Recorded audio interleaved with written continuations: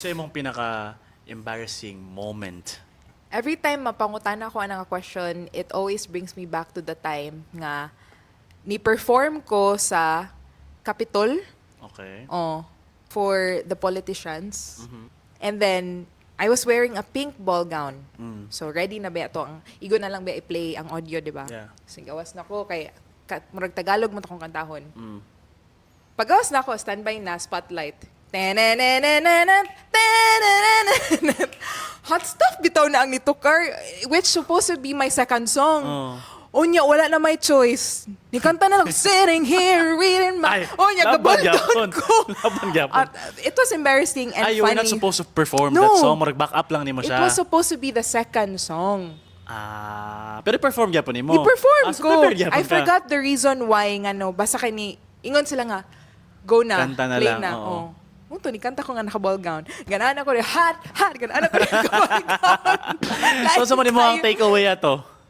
Kuan dapat i-double check yun. Dapat di ba? Dapat prepared. Dapat prepared. Dapat i-test sa jud before the show. Nga bata pa man ta ato. Pero di mo dala to. Bata pa ko, like little girl pa jud. Nakatawa ko ba kayo mong embarrassing? No, di mo na embarrassing. Embarrassing siya, Sorry, parang ako. wala ko gi-invalidate ha. Pero like, Funny siya. paminawa ko embarrassing. Ay, kanina po ko ilain. Sige. Kanisan. Ni-audition ko Please, for... kanang embarrassing. Kaya extreme kaya ako embarrassing. Ako, dili, funny siya na embarrassing for me, ha? Okay. Kanang, ni-audition ko for MMK. Okay. Diba? Sa ABS sa Cebu. ABS-CBN Cebu, sa Mandawi. Audition nga, ikaw ang mo-act? Or ako ang story? mo-act. Okay. Ako ang mo-act. Yeah. Barog na ako in front of the cam. And then, gipangutan ako sa katong judge, or judge pa itawagan na. Marunong ka ba mag-Tagalog? Maliit lang. Okay. Maliit lang. Di ba, may nga, konti lang po. Konti lang. Medyo lang. Di ba, medyo.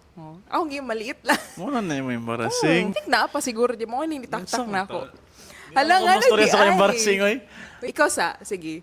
Kung embarrassing kay Kuon. Ako mga high school classmates, marag core memory, gini nila pirmi.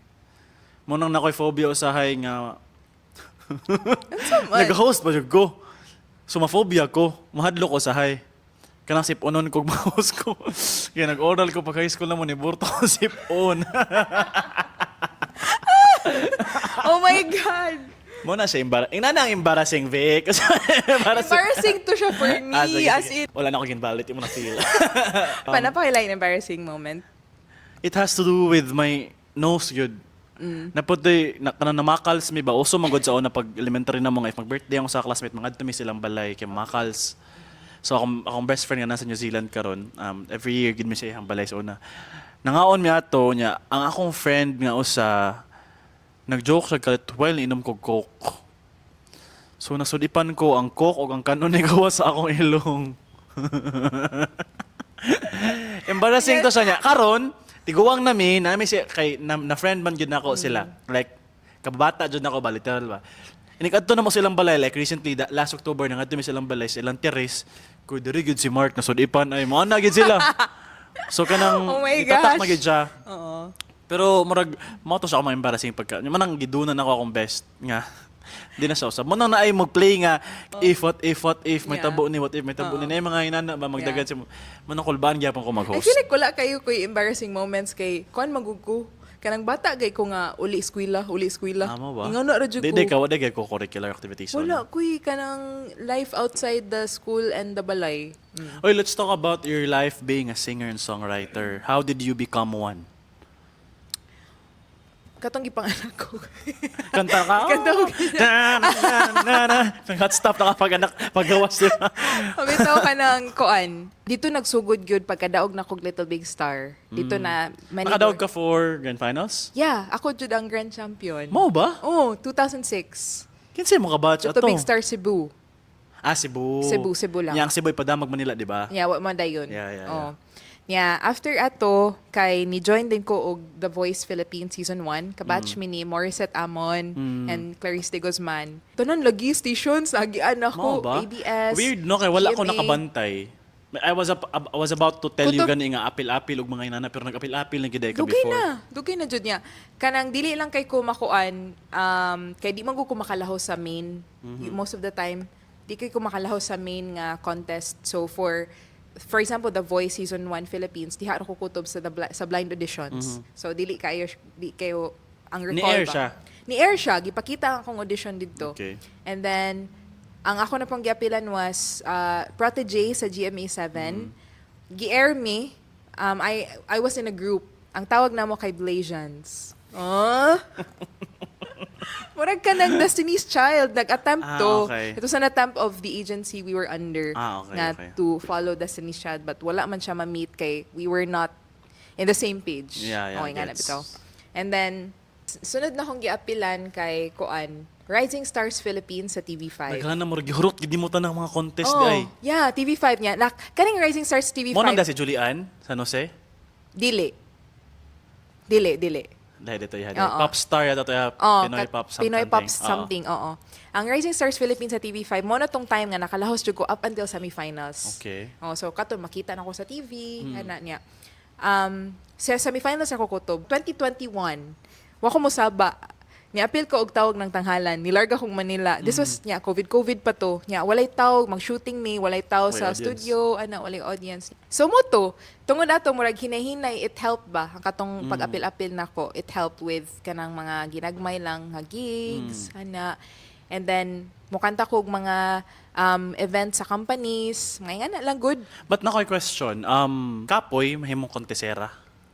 Ako personally, it's a challenge for me kay it's a well-known fact here in the Philippines nga mostly jud ang ma-appreciate gud kasagaran sa mga sa masa is katong mobirit. Belters. Yeah, dili man ko belter, lawom kong tingog mo kanta. Mura kong si Jaya actually. Nga kanang I don't know ha, kanang lahi bitaw ang music taste gyud sa Philippines. Karon ra gani na murag Ni progress, na, oo. progress na to. Pero Indie, naghihapon na oo. siya. Moto 2024 I was invited by a good friend. His name is Red. Siya ang usapod siya sa kung pinakasuod and who helped me bring back my love for music kay he works man sa kaning sa Room 11 Studios kanang dito mi nag songwriting workshop. Dito Thus, Lilies. thus nahimo akong song na Lilies, which is the product of that songwriting workshop. Thank you very much to Miss Katsuki Espina. Can you sing a part of Lilies nga yung pinaka-favorite nga? And why? Sige. Ang chorus. Sige. Now I'm looking at your grave, lilies on one hand and my tears on the other. Oh, I looked around and they faintly smiled, but they don't seem to bother, except for the headstone and the flowers. Kanang a part is the chorus. It's my favorite part kay it really encapsulates the initial process of grief. Kay kanang nag-story na ta grief, no? Yeah. Ito, no? I think it's very important we also talk about these things ba. Yeah. Kay I feel like there's a misconception manggod about grief nga it comes and then it goes. But no, di siya mawala, Marco. As in, like, there's this famous quote nga, grief is just love with nowhere to go. Oh. Nga na ba? Tinuod yun na siya. Imagine ha, akong mom, she died when I was 3 years old. Unsa ta karon? Tinod. Yeah, every time, nagi time nga mo visit me sa cemetery, muhilak gihapon ko. Yeah. And it's so weird. And it fascinates me ba? Natin na Yeah, gets. it fascinates me kay how can I miss someone nga I don't even have Remember. enough memory Yes. gani to cling on to. Nga na bitaw the strong bond bitaw of me and a person. Bitaw it transcends ba? It transcends the physical presence of that Yes. person who passed. So kana grief never it just stays and for Yeah. as long as that love is there, they will continue to linger on.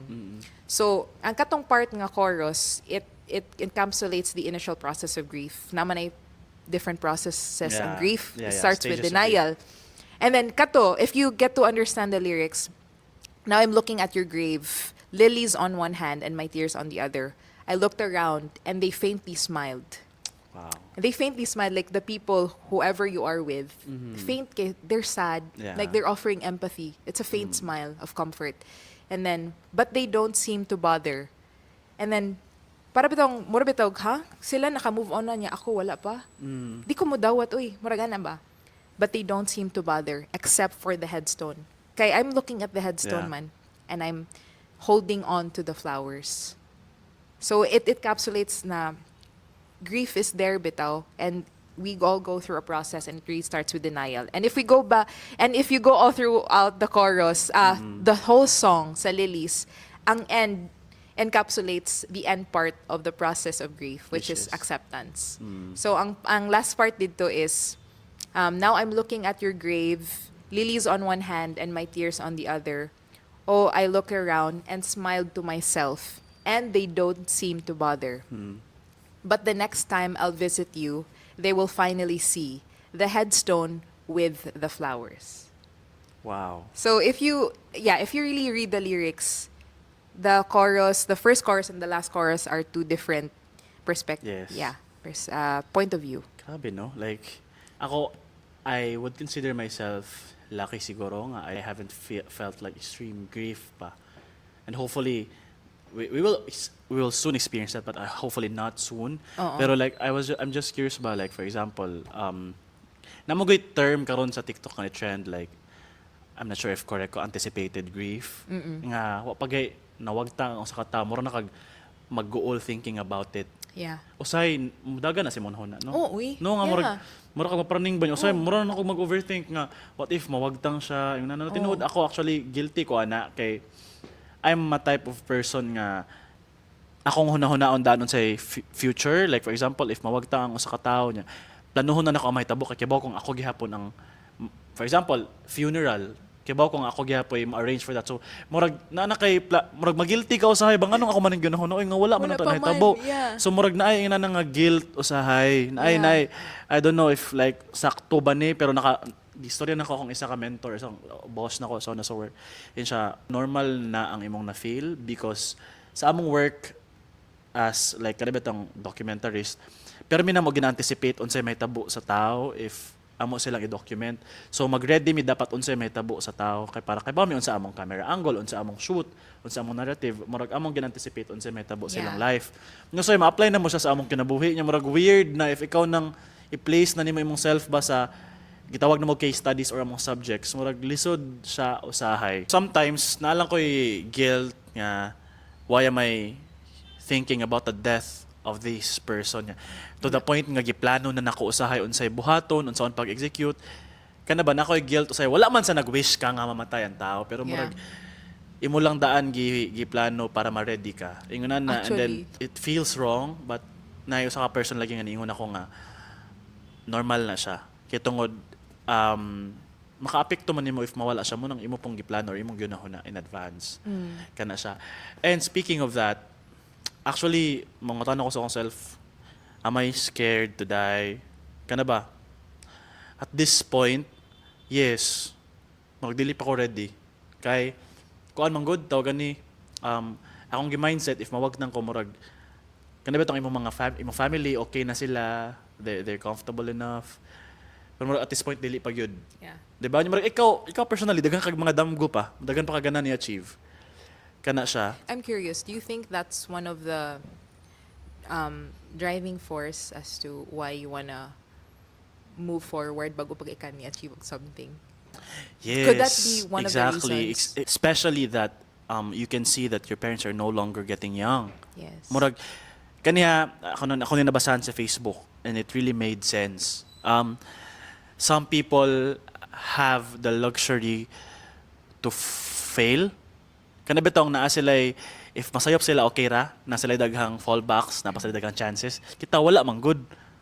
Ako ha, wala ko'y luxury nga na ba nga. me. 'Di ba? Murag Yeah. dapat taga-try na to, mura siya bullseye diretso kay Oo. dapat if masayop ta, waste of resources, waste of time. Kana, Jud. Mo maingon mga tao nga bata pa ka oy, okay ra na daghan pa kag panahon.